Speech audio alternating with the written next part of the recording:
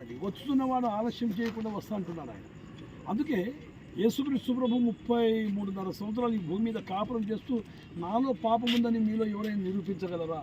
ఇప్పుడు మనం చూస్తే కాలేజీలో చూస్తే దుష్ట సాంగత్యం మంచి చెప్పినట్లు ఒకడు భుజం మీద చేపెట్టుకొని ఇంకోడు చెడ్డ అలవాట్లు నేర్పిస్తాడు. ఒకడు సిగరెట్ తాగమంటాడు, ఒకడు బీడి తాగదామరా అంటాడు, ఒకడు బీరు తాగదామంటాడు, ఒకడు బూతులు తిట్టేది నేర్పిస్తాడు. కానీ ఇవన్నీ పరలోక రాజ్యాన్ని స్వతంత్రించుకోవడం. అల్లరితో కూడిన ఆటపాటలైన, సరసోక్తులైన, కామవికారులైన, బూతులైనను ఇవి పరిశుద్ధులకు తగినవి కాదు. ఇటువంటి వాళ్ళు చేసుకునేవి స్వతంత్రించుకోరు పరలోక రాజ్యాన్ని. పరలోక రాజ్యం వెళ్ళాలంటే ఒకటి చెడును విసర్జించుట, మంచిని చేపట్టుట. అందుకే ప్రభు అంటాడు ఒక సందర్భంలో, హృదయ శుద్ధి గల వారు ధన్యులు, వారు దేవుని చూచెదరు. ఆత్మవిషయమై దీనులైన వారు ధన్యులు, పరలోక రాజ్యం వారిది. ఎంత గొప్ప మాట! అందుకే పరలోక రాజ్యం కోసమే యేసుప్రభు వచ్చింది. ఏదో వెండి బంగారాలు ఇవ్వడానికి రాలేదు. మీలాంటి బారులకు కూడా షడ్రకు, మేషకు, అబెద్రకు అనే బారులకు కూడా ఏమి ఇచ్చాడు? ఆయన జ్ఞానం ఇచ్చాడు. ఏమి పెద్ద పెద్ద రాజులు ఎదుట నిలబడి వాళ్ళు సాక్ష్యం పలికారు. మా దేవుడు జీవం కలిగిన దేవుడు, మా దేవుడు రాయి రప్ప కాదు, చెట్టు పుట్ట కాదు, చామ కాదు, మా దేవుడు గొప్పవాడు అని వాళ్ళు ఏమిచ్చారు? సాక్ష్యం ఇచ్చారు. అందుకే ఆ రాజు కూడా 147 సంవత్సరాలకు ఒక పెద్ద ముద్రిక కొట్టించి గిరి దేవుడే పూజారువుడు. ఎంత గొప్ప దేవుడు! యేసుక్రీస్తు ప్రభు ఆకాశం భూమి నిర్మించిన దేవుడు. ఈ భూమి మీద నరులను నిర్మించిన దేవుడు. కలిగి ఉన్నదేది ఆయన లేకుండా కలగలేదు, సమస్తం ఆయన మూలంగా కలిగింది.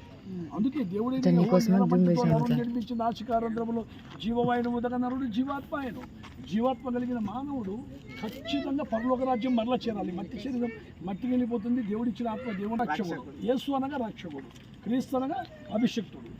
పాపము చేసేవారులారా రండి అంటున్నాడు. నా ఎదురండి సమస్త భారం మోస్తున్న ప్రజలారా, నా ఎదురు రండి, నేను మీకు విశ్రాంతి ఇస్తున్నాను. విశ్రాంతి ఎక్కడ దొరుకుతుందంటే పరలోక రాజ్యంలో దొరుకుతుంది. ఇక్కడ దొరకదు. మీకు బాల్యం నుంచి స్టార్ట్ అయింది ఇంకా కష్టం. చదవడానికి ఎంత కష్టం మీకు? యూకేజీ కానుంచి, ఎల్కేజీ కానుంచి ఇప్పుడు మీరు ఇంటర్ సెకండ్ ఇయర్ వరకు ఎంత కష్టం అనిపిస్తున్నారు. మీరు నిద్రలేని రాత్రులు ఎన్నో, బాధలేనో, స్టూడెంట్కి ఎన్ని బాధలో కదా, ఏమా బాధ? మరి ఉపాధ్యాయుల చేత లేకపోతే మీరే వాళ్లకు తిరుగుబాటు ఎన్నో.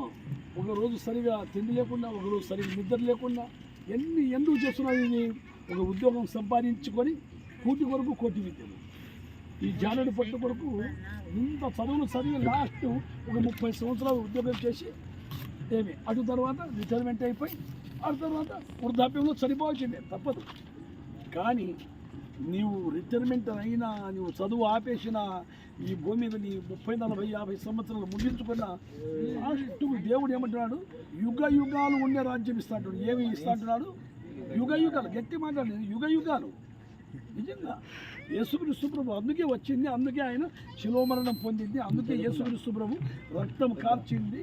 ఆయన దేవుడై ఉండి, సంపూర్ణమైన దేవుడై ఉండి, సంపూర్ణమైన మానవుడుగా ఈ భూమి మీదకి వచ్చి ఆయన ఎందుకు చనిపోయాడంటే పని లేకుండా కాదు. ఆయన నీకోసమే, నా కోసమే, ఈ సమస్తమైన 800 కోట్ల ప్రజల కోసమే, యావత్ భారతదేశమే కాదు ప్రపంచ దేశాలందరి కోసమే, ఇటువంటి దేశాలందరి కోసమే ప్రభు వచ్చాడు, రక్తం కార్చాడు, మరణించాడు, సమాధి చేయబడ్డాడు, 3వ దినమున సజీవుడు లేచాడు.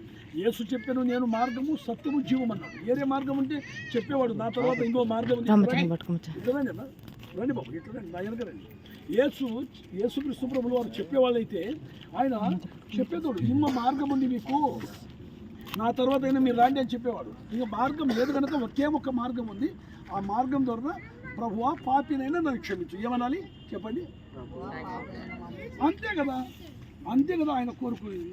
ఎండి బంగారాలు కోరుకున్నాడా?